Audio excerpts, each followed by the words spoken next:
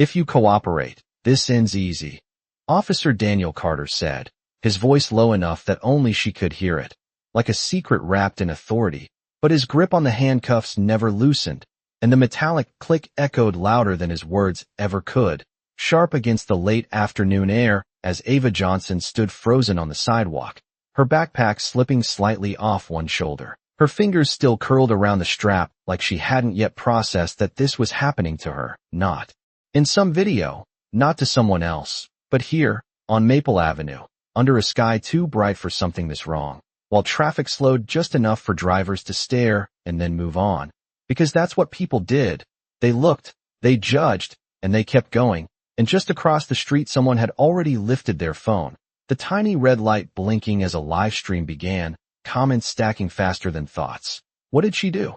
Another one. This is why. The words blurred into noise. But Ava didn't look at the screen. She looked straight ahead, breathing in slow, measured counts like her mother had taught her. 4 in, 4 out. Steady. Controlled. Because panic would only make it worse. And she knew that. She had always known that. Even now as Carter stepped back slightly, positioning himself so the scene framed exactly how it needed to. His uniform crisp, his expression firm, his narrative already forming before anyone asked a question. We received a report of theft, he said, louder now, for the audience that had gathered both in person and online. And she matched the description. The words clean, practiced, final, while just a few feet away a woman in a tailored coat clutched her purse tighter than necessary, her eyes scanning Ava with a kind of certainty that didn't come from evidence, but from something deeper. Something older. That's her, she said, not loudly,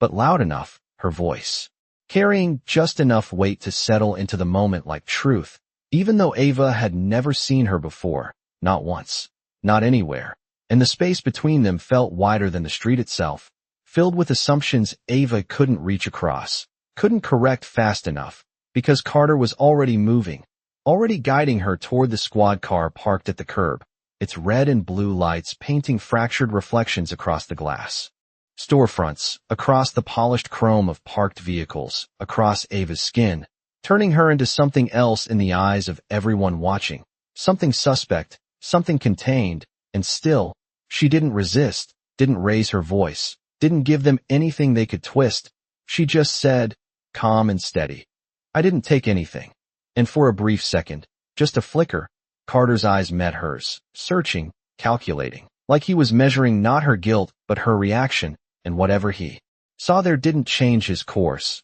didn't slow his steps, because control was already his, the story already set. And as he opened the back door of the squad car and motioned for her to get in, the world seemed to narrow to that single movement, that single choice, the edge of the seat, the cold vinyl, the sound of the door closing, sealing her inside while outside the voices kept rising, blending into one continuous hum. And somewhere in that noise, barely audible, a young voice cut through, uncertain but clear, that's not what I saw. But no one turned to listen, not yet. The inside of the squad car smelled faintly of plastic and stale air, the kind that never quite left no matter how many shifts it saw. And Ava sat still with her hands resting in her lap, the metal around her wrists cool but not tight, just present enough to remind her that control had shifted completely out of her hands, while the tinted window beside her turned the outside world into a muted blur of motion and color, lights streaking red and blue across passing storefronts, across faces that lingered for a second too long before disappearing again. And for a moment, she caught her own reflection layered over the street, her eyes steady, her breathing measured, her expression calm in a way that almost looked unreal, because inside, everything was moving fast, questions stacking on top of each other. How did this happen? Why her? What comes next? But she did not let any of it reach the surface. Not yet. Not here. Not where every reaction could be used against her. And up front Carter adjusted the rearview mirror slightly, not enough to seem obvious, just enough to keep her in view, his gaze flicking back every few seconds, studying, assessing, as if waiting for something to break, something to confirm whatever version of the story he had already decided was true. But Ava gave him nothing, no raised voice, no sudden movement, just quiet presence. and that seemed to unsettle him more than anything else, because silence did not fit neatly into his narrative. And as the car slowed at a red light, a voice crackled through the radio, routine chatter, background noise that filled the space between them, making the silence feel even heavier. And then, almost casually, Carter spoke again, not turning around this time. His tone even, controlled. "You understand how this looks, right?" And it was not a question so much as a statement, something meant to guide her toward agreement, toward compliance. But Ava kept her eyes on the reflection in the window and answered just as evenly. "I understand what you are saying, but it is not what happened." And there was no edge in her voice, no accusation, just clarity. And for a brief second the car felt smaller, the air tighter, as if the space itself had registered the difference between those two versions of reality. And Carter's jaw shifted slightly, a subtle reaction, gone almost as quickly as it appeared,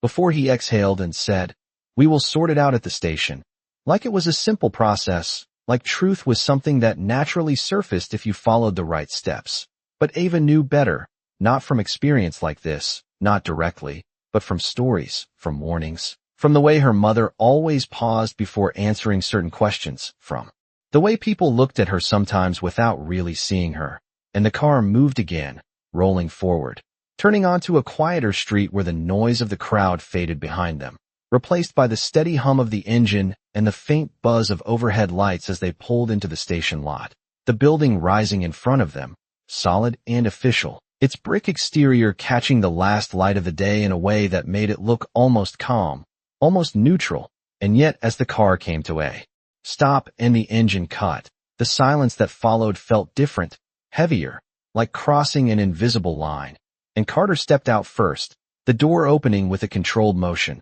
before he came around to her side and opened the back door, gesturing without urgency, but without softness either. And Ava shifted forward, placing her feet on the pavement, the ground steady beneath her, the air cooler now, carrying the faint scent of asphalt and something metallic. And for a second she looked up at the building, taking it in, not with fear, not exactly, but with awareness, as if marking the place in her memory, because she had the sense that what happened next would matter, more than this moment, more than the crowd, more than the accusation itself. And as they walked inside, the fluorescent lights overhead hummed softly, casting a pale, even glow across everything, desks, chairs, faces that glanced up briefly before returning to their work, because to them this was routine, just another case, just another person brought in. And Carter spoke to the desk officer in a low voice, words passing quickly, efficiently, while Ava stood a few steps back,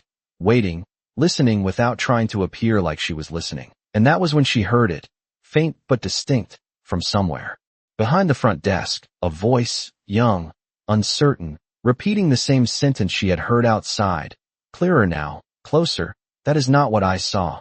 And this time, someone paused. The room did not react all at once. It shifted, subtly, like a current changing direction beneath still water, and Ava felt it before she saw it. That slight hesitation and movement behind the front desk. The way one officer paused mid-step while reaching for a clipboard. The way another looked up just a second longer than necessary, because the voice had come again, clearer now, closer. And this time it did not disappear into the background noise. "That is not what I saw." The words carried a tremor, not of fear exactly, but of uncertainty meeting something stronger, something that refused to stay quiet. And Ava turned her head just enough to catch a glimpse past the edge of the counter, where a boy stood near the waiting chairs, no older than 10 or 11, his hands gripping the straps of a worn backpack like they anchored him in place, his eyes fixed not on her, but on Carter. And there was something about that look, something direct, unfiltered, that did not match the rehearsed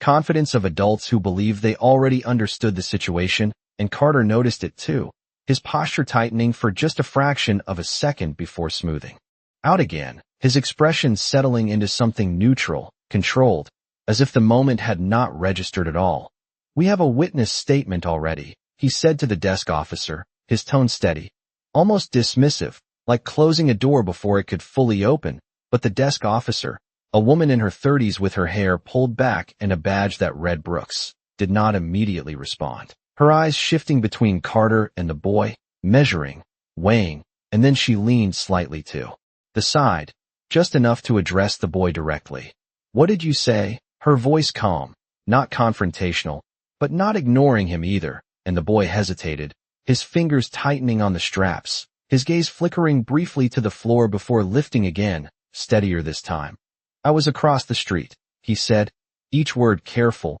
deliberate, like he was placing them one by one, making sure they would not fall apart before they reached the other side. "I saw the lady drop her wallet, and I saw him pick it up." He pointed, not dramatically, not accusingly, just a simple motion, but the direction was clear, and for a moment the air in the room felt thinner, like something essential had been removed, and Carter let out a small breath that almost sounded like a quiet chuckle. "Controlled, contained, kid," he said, not unkindly but not respectfully either. "You might be mixing things up. It happens," his tone light, practiced, the kind that redirected without directly confronting, but Brooks did not look away this time, her attention fixed on the boy. "Did you see where the wallet went after that?" she asked, and the boy nodded quickly, as if relieved to be asked something specific, something he could hold on to. "He walked over to her," he said, his voice gaining a fraction of strength, "and then he put it in her bag when she was not looking." And this time there was no hesitation in the direction of his gesture, no uncertainty in the way his words landed, and Ava felt something shift inside her, not relief, not yet, but recognition, like a piece of the truth had surfaced in a place where it was not expected to survive. And Carter's jaw tightened again, more noticeably this time, his eyes narrowing just slightly before he exhaled and straightened his shoulders. "That is a serious claim," he said, his voice losing some of its earlier ease, "and it is not accurate." And he turned back to Brooks, as if the boy had already said all he was going to say, as if the moment had already passed. "We have the report. We have the suspect. We follow procedure." The words firm, structured, built to restore order, but Brooks did not move right away, her fingers resting lightly on the edge of the desk as she looked at Ava for the first time. Really looked, not as a case, not as a line in a report, but as a person standing in the middle of something that did not fully add up, and Ava met her gaze, steady, silent, holding it just long enough to let the weight of that moment settle between them. And then Brooks glanced back at the boy, then at Carter, and something in her expression shifted, subtle but unmistakable, like a line had been drawn that she had not expected to see. And for the first time since Ava had walked into the building, the certainty in the room was no longer complete. The room did not return to normal after that. It lingered in a kind of suspended balance where no one spoke too quickly and no one moved too casually, as if even the smallest action might tip something over that could not be easily put back. And Ava could feel it in the way the air pressed differently against her skin, in the way the faint hum of the fluorescent lights suddenly seemed louder than before, like the building itself was listening. And Brooks straightened slightly behind the desk, her posture no longer neutral but not confrontational either, just alert, aware, and she reached for a notepad without breaking eye contact with Carter, a small movement but deliberate. "I am going to need to log that statement," she said, her voice even, professional, but carrying a weight that had not been there a moment ago, and Carter's expression tightened just enough to register, his lips pressing together briefly before he gave a short nod. "Controlled, measured. You can note it," he replied. "But we already have the primary account," his emphasis subtle but clear, reinforcing the hierarchy he expected the room to follow. But Brooks did not write immediately, her pen hovering just above the paper as she turned back to the boy. "What is your name?" she asked, and the boy shifted his weight slightly, glancing once toward the door as if checking whether leaving was still an option before answering. "Ethan," he said, his voice quieter now, but still steady. "Ethan Rivera," and Brooks nodded once, writing it down carefully, each letter formed with precision, as if accuracy itself had become important in a way it had not been minutes earlier. And Ava watched this exchange without moving, her shoulders relaxed, her breathing still controlled. But inside something was unfolding. Not hope. Not yet. But a shift in the pattern, like the first crack in something that had seemed solid. And Carter stepped slightly closer to the desk, not enough to appear aggressive, just enough to reclaim space. "Look," he said, lowering his voice again, directing it toward Brooks now. "Kids get confused, especially from across the street. Angles, distance. You know how it is. His tone calm, reasonable, built to sound like guidance rather than dismissal. But Brooks finally lowered her pen and looked at him directly, her expression composed but no longer deferential. And sometimes they notice things adults do not. She replied, not sharply, not accusingly, just stating something that did not fit neatly into his version of events. And for a second neither of them spoke, the silence stretching just long enough to draw attention from the others in the room, a few heads turning, a few conversations pausing. Mid-sentence, because something was happening here that did not match the usual rhythm, and Ava felt it again, that subtle shift, the balance moving, not fully, not decisively, but enough to matter, and Carter exhaled slowly, adjusting his stance, his hand brushing lightly against his duty belt in a gesture that seemed more about grounding himself than anything else.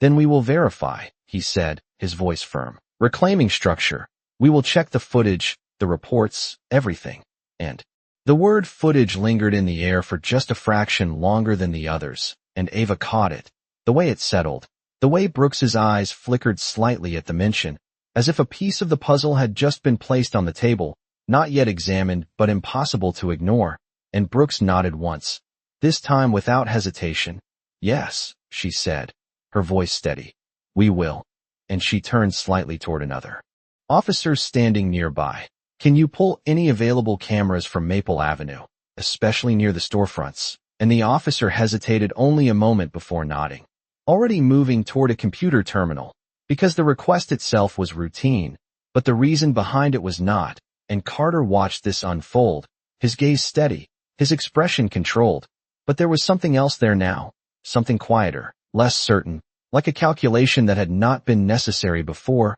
and Ava stood where she was, still, present, her eyes moving briefly from Brooks to Ethan and then back again, taking in the small details, the way Ethan's grip on his backpack had loosened slightly, the way Brooks's shoulders had squared just a bit more, the way the room itself had shifted from assumption to observation. And for the first time since the cuffs had closed around her wrists, the story did not feel finished before it had even begun. It felt open, unsettled, waiting, and that made all the difference. The officer at the computer moved quickly but not hurried, his fingers tapping across the keyboard with practiced rhythm as multiple screens flickered to life, each one reflecting faintly in the polished surface of the desk, and the glow cast a pale blue light across his face as he scanned through directories, timestamps, camera IDs, while behind him the rest of the room seemed to slow down, conversations lowering into murmurs, movements becoming more deliberate, as if everyone understood that whatever appeared on those screens next would not just fill in details, it would define the entire direction of what came after. And Ava stood exactly where she had been, her posture unchanged, her hands still resting calmly in front of her, but her attention sharpened, focused not on the noise but on the sequence of events unfolding piece by piece, because this was the part that mattered, the part where truth either surfaced or disappeared depending on who controlled the moment. And across from her, Carter shifted his weight slightly, his stance still composed but less anchored than before, his eyes tracking the officer at the computer with a quiet intensity that had not been there earlier, like he was measuring time itself, calculating how long it would take, how much could change in the span of a few minutes. And Brooks stepped closer to the terminal, not intruding but present, her arms loosely crossed, her gaze fixed on the screen as the officer spoke under his breath. Maple Avenue. Cameras near the corner store. Give me a second. And the seconds stretched, thin and precise, marked only by the soft clicking of keys and the faint hum of the system pulling up archived footage. And somewhere behind them Ethan shifted his stance again, the strap of his backpack slipping slightly as his grip loosened, his eyes still locked forward, not with fear now, but with a quiet determination that seemed too steady for someone his age. And Ava noticed that. The way he stayed, the way he did not retreat, even when the room had grown heavier, and she held on to that detail, small but solid, like an anchor in a moment that could still turn in any direction. And then the first video feed appeared, grainy but clear enough, the angle slightly tilted from a camera mounted above the storefront, capturing a wide view of the sidewalk where everything had started, and the officer leaned in slightly, adjusting the playback. Here we go. he said softly, more to himself than anyone else. And the screen filled with movement, pedestrians passing, cars rolling by, ordinary life unfolding in a way that felt distant now, disconnected from the tension in the room, and Carter took a small step closer, just enough to see more clearly, his expression neutral, controlled, but his eyes narrowing ever so slightly as the footage approached the moment in question, and Brooks did not look at him. She watched the screen, every detail, every movement, her focus unbroken, and Ava followed too, her gaze steady, her breathing even, as the version of events that had been spoken aloud began to meet the version that had been recorded, and for a moment it looked exactly as Carter had described. The woman walking, her hand brushing against her bag, something small slipping, falling, unnoticed, and then a figure stepping into frame, bending slightly, picking something up, and Carter's voice came quickly, almost too quickly. "That is where I intervened," he said, his tone firm, aligning himself with the image before it could suggest anything else. But Brooks did not respond, her eyes still on the screen, her expression unchanged, and the officer paused the footage briefly, zooming in slightly, adjusting the angle. "Let me back that up," he murmured, and the room leaned into the silence again, the kind that builds before something shifts, and Ava felt it, that same subtle tightening in the air, like a breath held too long. And as the video rewound and played again, slower this time, more deliberate, the small details became clearer, the timing more precise, and the figure bending down, the hand lifting the object, the brief glance around, and then the movement that followed. Not toward the woman immediately, not directly, but slightly to the side. A step that did not quite match the explanation that had been given, and Brooks leaned in just a fraction more, her eyes narrowing now, not in doubt, but in focus, and Carter's posture stiffened, almost imperceptibly, his shoulders rising just enough to signal that something was not aligning the way it should,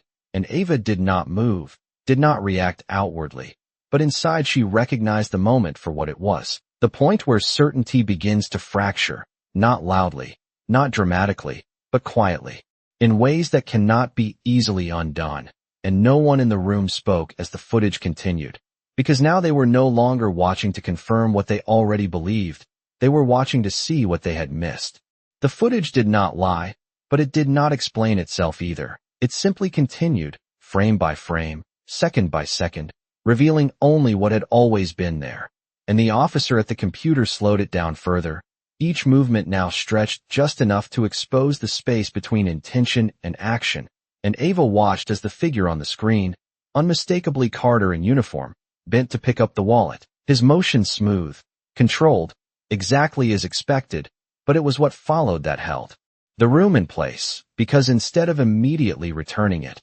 instead of calling out to the woman as she continued walking, he paused, just for a second, a small hesitation that might have gone unnoticed at full speed, but now lingered on the screen like a question that refused to disappear. And Brooks leaned in closer, her eyes fixed, her breathing shallow enough that even she seemed unaware of it, while Carter remained still beside her, his posture rigid in a way that suggested control but felt closer to containment, like he was holding something in place inside himself. And the video moved forward again, showing him step toward Ava, who at that moment was simply passing by, her path straight, her attention elsewhere, her movement uninterrupted until he entered her space, and Ava saw herself from that distance, from that angle, a version of her that had no idea what was about to happen, and for a brief second it felt like watching someone else entirely, someone unaware of the shift about to occur, and then the moment came, the one that mattered, the one that had been spoken about,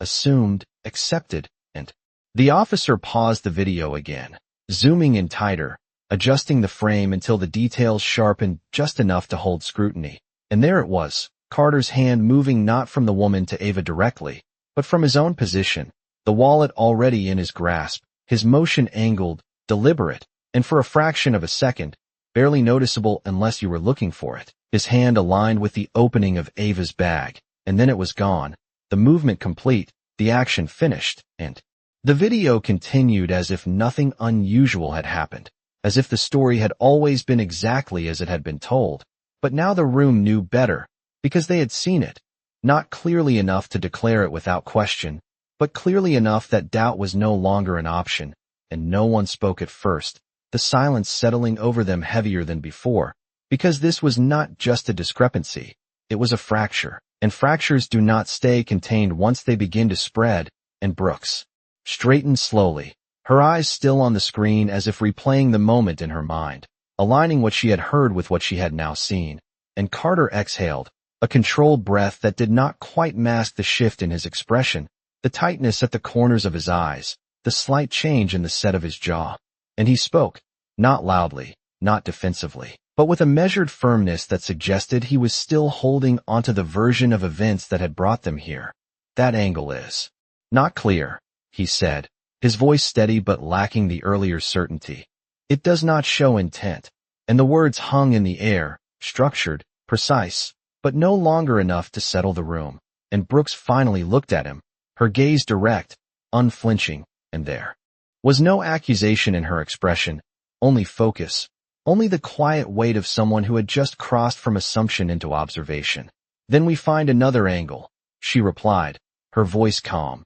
decisive, and she turned back toward the officer at the computer. Check for additional cameras, any nearby businesses, traffic lights, anything that covers the same stretch from a different side. And the officer nodded immediately, already pulling up another set of feeds, because now this was no longer routine. This was a process unfolding in real time, and Ava stood where she was, her posture unchanged, her face composed, but inside something had shifted, something subtle but undeniable, because the moment she had been waiting for, the moment where the story stopped being one-sided, had begun, not with a loud declaration, not with a sudden reversal, but with a quiet realization shared across a room that had not expected to question itself. And behind her, Ethan took a small step forward, not enough to draw attention, just enough to see the screen more clearly, his eyes fixed, his expression steady, and Ava noticed that too, the way he stayed, the way he did not look away even now,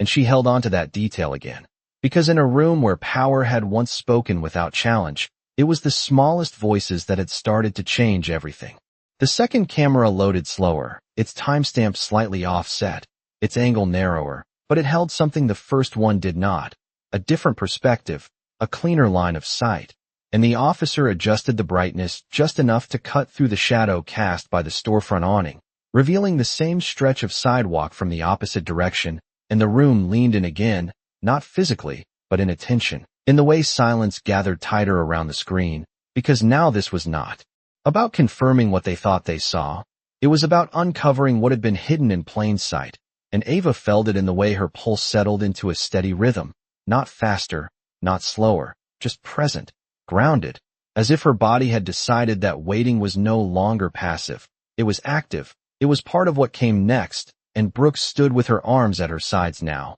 no longer folded, her stance open, deliberate, as she watched the footage begin, and Carter remained just behind. Her shoulder, close enough to see, far enough to appear detached, his expression composed, but the stillness in his posture carried a different weight now, not control, but resistance, like he was bracing against something that had already begun to move. And the video played, the same sequence unfolding from this new angle, the woman walking, the wallet slipping unnoticed, the small object hitting the pavement with a motion so ordinary it almost disappeared, and then Carter entering the frame, bending, retrieving it, and this time there was no shadow, no obstruction, no ambiguity in the movement that followed, because the camera captured it cleanly, directly, the way his hand closed around the wallet, the way his gaze lifted briefly, scanning not for the owner, but for something else, something calculated, and then the step, the angle, the shift in position that placed him just close enough to Ava as she passed.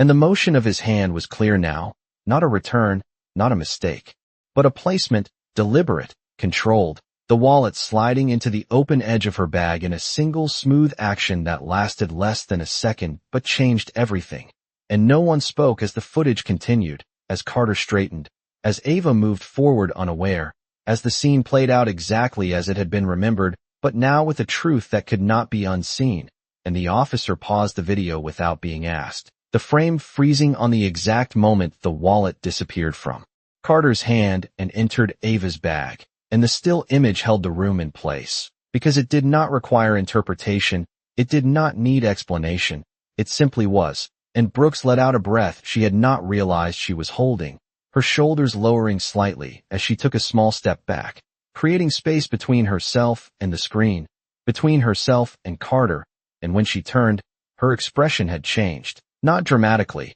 not with anger or shock, but with clarity, the kind that settles in after doubt has been replaced by certainty. And she looked at Carter directly, her gaze steady, unwavering. And for the first time since Ava had entered the building, the roles in the room shifted in a way that could not be reversed, and Carter did not speak immediately, his eyes still on the screen, his jaw set, his breathing controlled. But there was no longer a version of events he could offer that would align with what they had all just seen, and the silence stretched, heavy, undeniable, until Brooks finally spoke, her voice calm but carrying a weight that filled the space completely. "We are going to need you to step away from this case," she said, each word measured, precise, leaving no room for misinterpretation, and Carter blinked once, slowly, as if adjusting to a reality that had shifted too quickly, and he turned his head slightly, looking at her not with defiance, not with acceptance, but with something in between,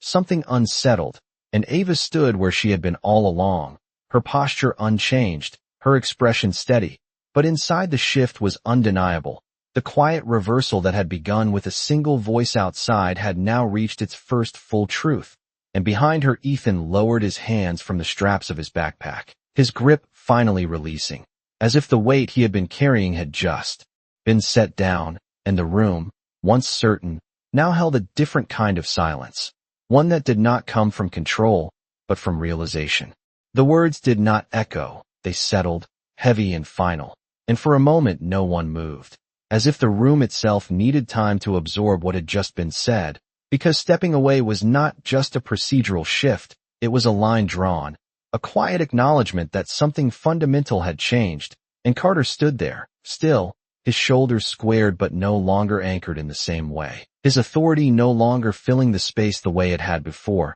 and Ava watched him not with triumph, not with anger, but with a calm steadiness that came from knowing the truth had finally entered the room without needing to raise its voice. And Brooks did not look away, her gaze steady, giving him the space to respond but not the room to redirect, and when Carter finally exhaled, it was slower this time, controlled but heavier, like he was adjusting to a weight he had not planned to carry. "You are making a mistake," he said, his voice measured, but the certainty that had once defined it had thinned, replaced by something more fragile, something that relied on being believed rather than being proven, and Brooks shook her head once, not sharply, just enough to mark the difference. "No," she replied, her tone even, grounded. "We are correcting one." And the distinction hung between them, quiet but undeniable, and Carter's eyes shifted briefly toward the screen again, toward the frozen frame that had undone the version of events he had constructed,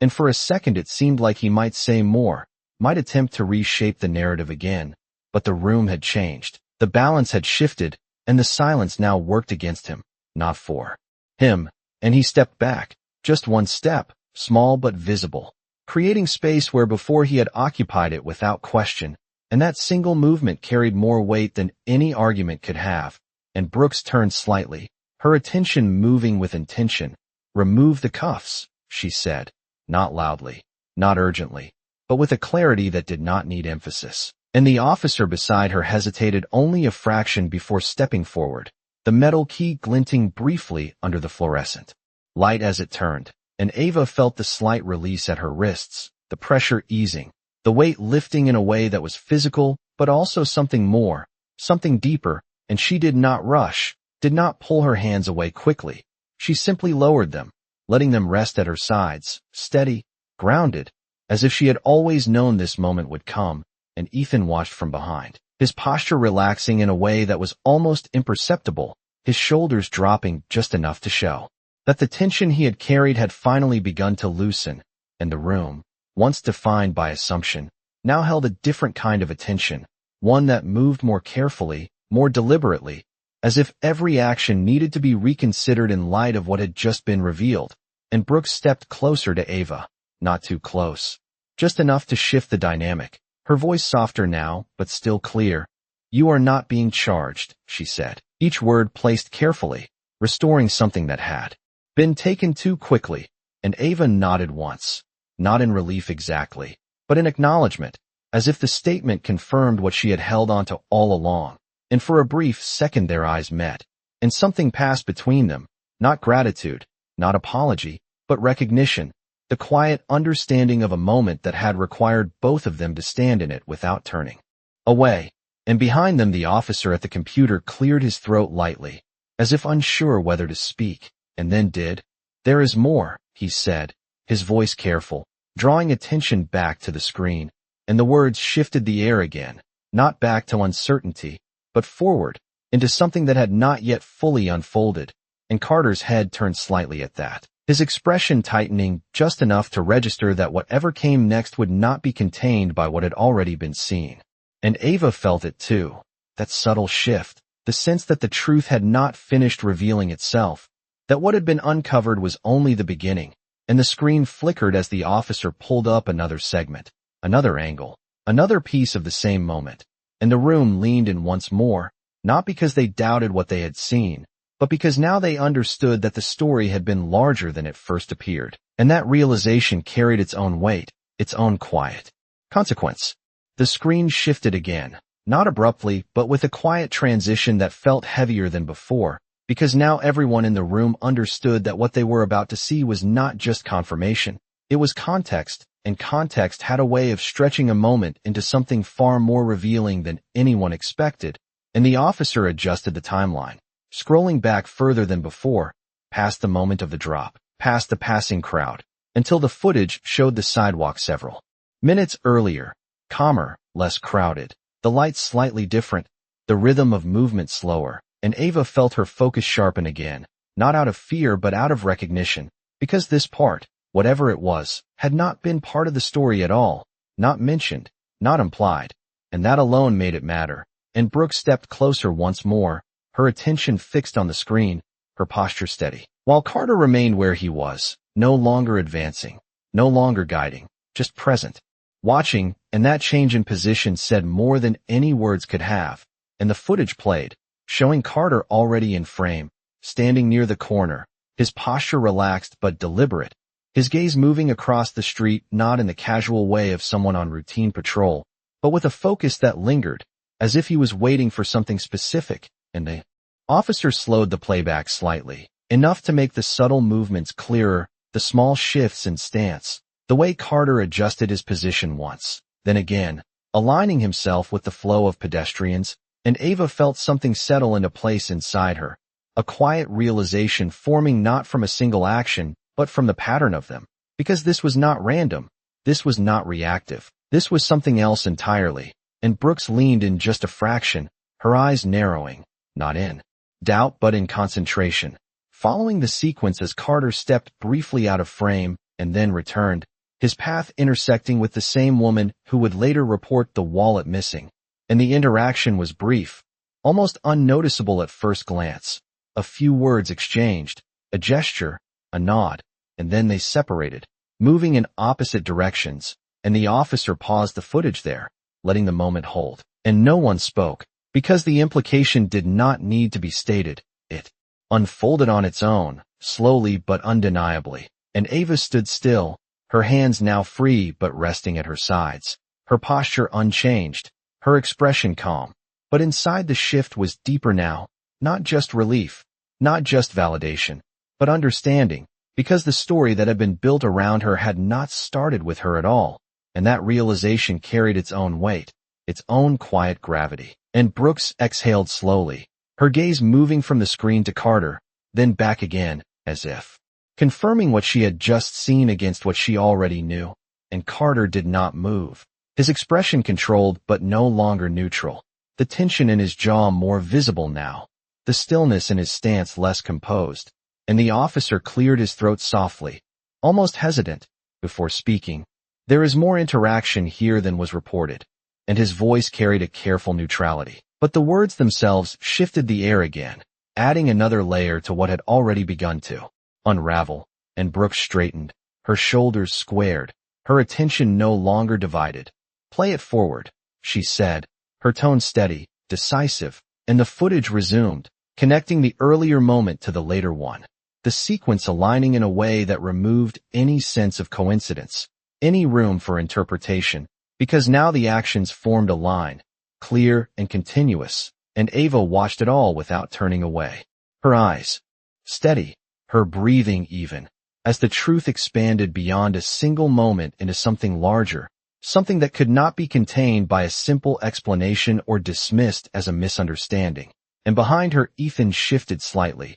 his presence still quiet but unwavering, and Ava noticed that too. The way he remained, the way he continued to witness what others were only now beginning to see, and the room, once defined by certainty, now held a different kind of clarity, one that did not rush to conclusions but did not ignore them either. And as the footage continued to play, the silence that followed was no longer uncertain. It was heavy with realization, with the understanding that what had happened was not just wrong, it had been constructed, and that realization did not need to be spoken aloud to be felt by everyone in the room. No one rushed to speak after that, because what had just unfolded on the screen was not a mistake that could be corrected with a quick explanation. It was a sequence, deliberate and connected, and the weight of that realization settled across the room, like something physical, pressing into the silence, and Ava stood still within it, her presence no longer questioned, no longer framed by suspicion, but grounded in something that did not need to be defended anymore, and she felt the difference. Not as relief, but as clarity, the kind that comes when uncertainty is replaced by something undeniable. And Brooks remained facing the screen for a moment longer, her eyes tracing the frozen frame as if committing it to memory, every detail, every angle, every second that had led them here, before she turned again, this time fully toward Carter, her posture straight, her expression composed but resolute. And there was no hesitation in her voice when she spoke. "We are going to document all of this," she said, not loudly, but with a firmness that carried through the room, including the earlier footage, and the words did not accuse, they established, they set a direction that could not easily be redirected. And Carter's gaze shifted from the screen to her, his expression tightening, not in surprise, but in recognition of what that meant, because documentation was not just process, it was permanence. It was the difference between something being questioned and something being recorded, and for the first time since the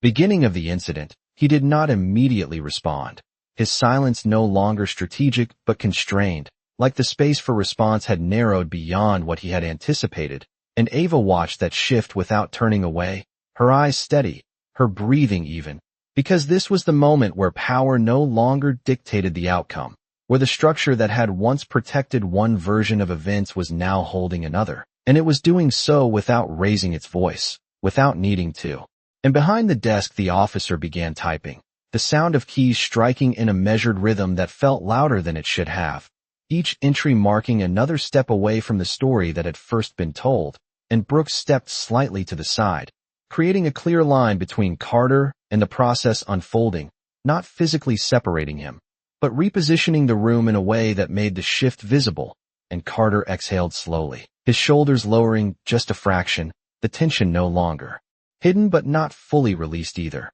And when he finally spoke, his voice was quieter than before, controlled but lacking the authority it once carried. "There is context you are not seeing," he said, and the words hung there, not dismissed, but not accepted either, because the room had already seen enough to understand that context alone would not reshape what had been clearly shown. And Brooks held his gaze for a moment, her expression steady, before replying, "Then it will be included." And there was no resistance in her tone, no confrontation, just a continuation of the same clarity that had guided her since the first moment of doubt. And Ava felt something settle inside her at those words, not because they promised resolution, but because they confirmed something more important, that the process itself had shifted, that it was no longer moving toward a predetermined outcome, but toward something that had to be examined fully, and that mattered. And the room remained quiet, not with uncertainty now, but with awareness, each person present understanding that they were witnessing not just the correction of a single moment, but the unraveling of something that had been constructed with intention. And Ethan stood near the edge of the space, his posture still, his eyes moving between the screen and Ava, as if confirming for himself that what he had said, what he had risked speaking aloud, had not been lost, had not been ignored. And Ava glanced toward him briefly, just a small movement, but enough to acknowledge his presence, his part in what had shifted, and then she looked forward again, steady, grounded, as the process continued, as the report was built line by line, as the footage was saved, as the room adjusted itself to a new understanding that could not be undone. And outside, beyond the walls of the station, the world continued as it always did, unaware of the quiet reversal taking place within, unaware that in a single room, over the span of a few minutes, the balance between assumption and truth had shifted in a way that would not easily be forgotten.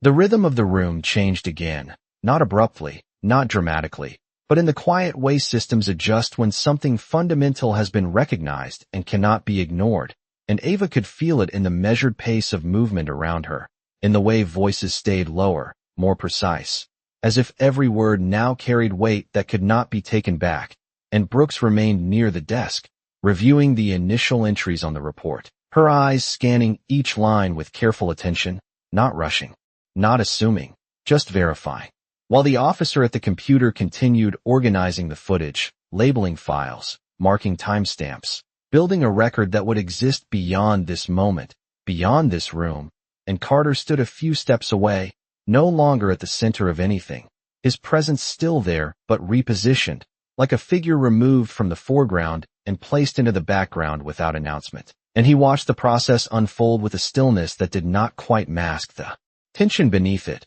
his hands resting at his sides, his posture controlled but no longer commanding, and Ava noticed that shift, the way space itself had changed around him, the way no one deferred to him anymore, no one looked to him for direction, and she did not react outwardly, did not let any of it show on her face, but inside there was a quiet recognition, not of victory, but of balance returning to something closer to what it should have been from the start, and Brooks finally set the notepad down and stepped forward, her attention now fully on Ava, her expression steady, professional, but softened by something more human, something that acknowledged the weight of what had just happened without needing to say it directly. "We are going to need a formal statement from you," she said, her tone even, respectful, and Ava nodded once, her voice calm as she replied, "Okay." And there was no hesitation in it, no lingering uncertainty, just readiness, because telling the truth no longer felt like something that needed to be defended. It felt like something that would be heard, and Brooks gestured toward a chair near the side of the room, not an interrogation space, not isolated, just a place to sit, to speak, and Ava moved toward it with steady steps, each movement grounded, her shoulders relaxed, her breathing even, and as she sat, she placed her hands lightly on the table in front of her, not folded, not tense, just present, and Brooks took a seat across from her, a small recorder placed carefully between them, its red light blinking once as it activated, and for a moment neither of them spoke, the silence not uncomfortable, just necessary, like the pause before something important begins, and then Brooks nodded slightly, signaling without words that Ava could start when she was ready, and Ava took a slow breath, not deep, not forced, just enough to center herself, and began, her voice steady, clear, recounting the sequence as she had lived it, not adding, not subtracting, just placing each detail where it belonged, and as she spoke, the room listened, not all at once, not openly, but in the subtle ways attention gathers when truth is being laid out without distortion, and Carter remained where he was, his gaze shifting briefly toward the table, toward the recorder, toward the process that now moved forward without him, and for a second his expression changed, something passing through it that did not stay long enough to be named, before settling back into stillness, and Ethan stood near the doorway now, his backpack resting against his leg, his hands free, his posture relaxed in a way that had not been possible before, and he watched quietly, not needing to speak again, because what he had already said had been enough to start something that could not be undone, and Ava continued, her voice unwavering, each word aligning with what had been seen, what had been recorded, what had been proven, and when she finished, she did not rush to fill the silence that followed. She simply sat there, present, her gaze steady, her breathing calm, and Brooks nodded once more, reaching forward to stop the recording, her expression thoughtful, grounded, as she said, "Thank you." Not as a formality, but as an acknowledgement, and in that moment, the room held something different, not tension, not uncertainty, but a quiet sense of realignment, as if everything that had been misplaced was slowly, carefully being set back into its proper place. The silence after the recorder clicked off did not feel empty. It felt settled, like something had finally reached the ground after being suspended for too long, and Ava remained seated for a moment, her hands still resting lightly on the table, her posture unchanged, her breathing steady, as if she was allowing the weight of everything that had just happened to move through her without needing to react to it immediately. And across from her, Brooks placed the recorder aside with care, not rushing the motion, not breaking the rhythm that had formed in the room, and she glanced briefly at the notes, then back at Ava, her expression carrying a quiet certainty now, the kind that did not need reinforcement, and she nodded once more, not as instruction, but as acknowledgement, and Ava rose slowly from the chair, her movements grounded, deliberate, each step measured not by hesitation but by control, and as she stood, the room adjusted around her in subtle ways, the distance between people shifting, the angles of attention changing, because she was no longer someone being processed, she was someone being regarded differently, and that difference, though unspoken, was unmistakable, and Carter remained where he had been, but now his presence felt contained within the edges of the room rather than defining them, and he watched as Ava stepped away from the table, his gaze following her for a brief moment before lowering, as if the line of sight itself had become something he could no longer hold comfortably, and Brooks turned slightly toward another officer, her voice calm, precise. "Make sure all footage is secured and flagged for review," she said, and the officer nodded, already moving to ensure the files were duplicated, time-stamped, preserved, because now the process had moved beyond internal awareness into something that would extend further, and the sound of keys resumed, steady, purposeful, and Ava walked toward the front area, her steps quiet against the floor, her shoulders relaxed, her gaze forward, not searching, not avoiding, just present, and as she reached the edge of the room, Ethan stepped slightly to the side, giving her space without being asked, his eyes meeting hers for a brief second, and in that moment there was no need for words, no need for acknowledgement beyond the simple fact that they both understood what had just happened, that something had shifted because one of them had chosen to speak and the other had chosen to stand, and Ava gave a small nod, barely noticeable, but enough, and Ethan responded with the same, his grip on his backpack strap now loose, almost absent, as if he no longer needed it to steady himself, and behind them Brooks approached Carter again, her steps even, her posture composed, and she spoke quietly, not for the room, but for him. "We will need you to remain available,"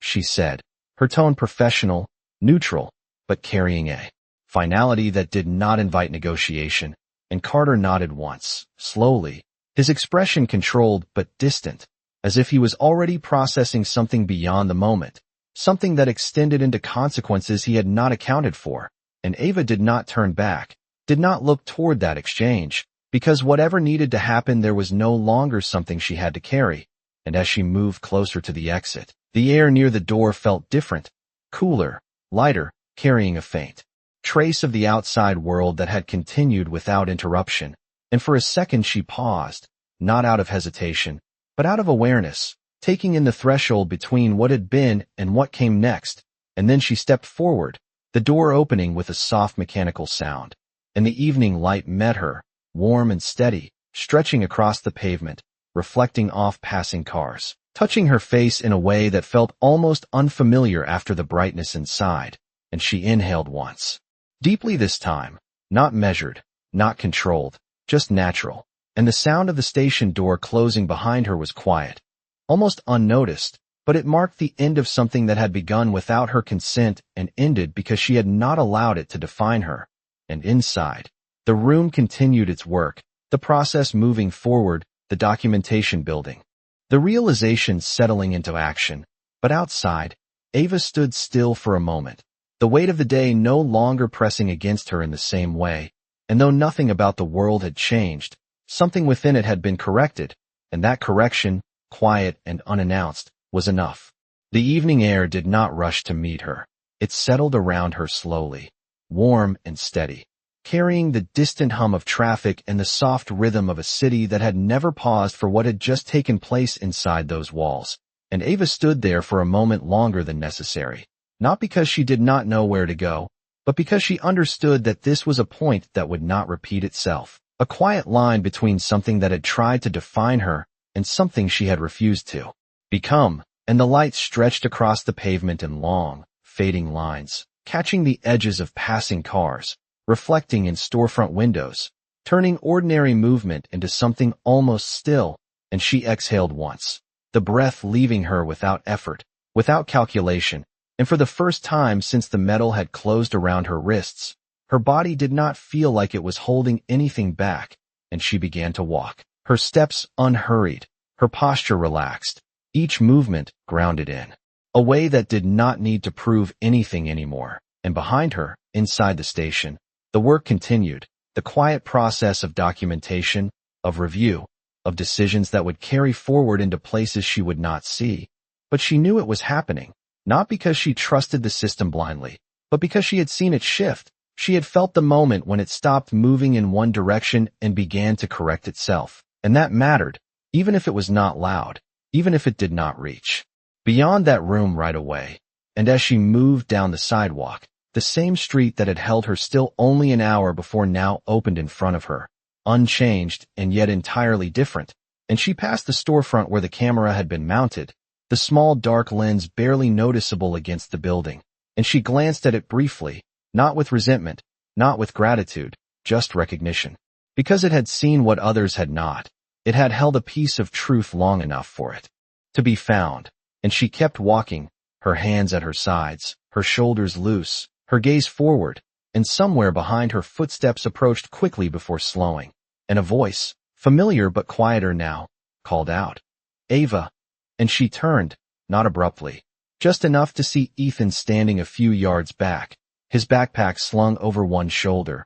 his posture a little uncertain, but his expression clear. And he stepped closer, stopping at a respectful distance, his eyes meeting hers with a steadiness that had grown since the first moment he spoke, and for a second neither of them said anything, because there was nothing simple enough to cover what had just happened, and then he nodded slightly, almost to himself, before saying, I knew it was not right, and his voice carried no pride, no expectation, just honesty, and Ava held his gaze for a moment, seeing not just the words but the choice behind them, the moment he had decided to speak when it would have been easier not to, and she nodded back, her expression calm, her voice soft but clear. "You told the truth." And that was all, no elaboration, no explanation, because it did not need it. And Ethan let out a small breath, something releasing in that simple acknowledgement, and he nodded again, more certain this time, before stepping back slightly, adjusting the strap on his shoulder, and with one last glance he turned and walked in the opposite direction, his pace steady, his steps lighter than before, and Ava watched him go for a moment before turning forward again, continuing down the street, as the light shifted around her, the sky beginning to soften into evening, and she moved through it without hesitation, without looking back, because what had happened behind her no longer needed her to carry it. It had been seen, it had been recorded.